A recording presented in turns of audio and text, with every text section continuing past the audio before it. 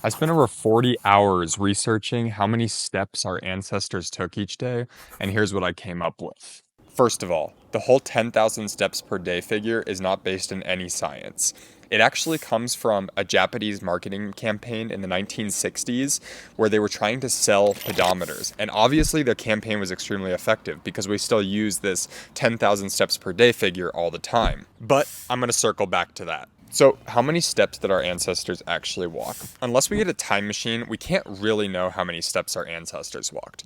But we can create theories and hypotheses based on ethnographic research and the skeletal record. But most of the research done about how many steps per day our ancestors may have walked basically comes back to ethnographic research, which is researching cultures that are still living a hunter-gatherer lifestyle or a lifestyle that we would consider consistent with how our ancestors lived. According to an academic essay published in Current Biology, the Hadza take an average of about 18,000 steps a day for men and about 10,000 steps per day for women. Now, this figure already is significantly higher than the 2 to 4,000 range that most Americans are in. Another study evaluated the Chismane, an indigenous tribe that lives in the forests in Bolivia, and that study found that the Chismane walk an average of about 15,000 steps per day.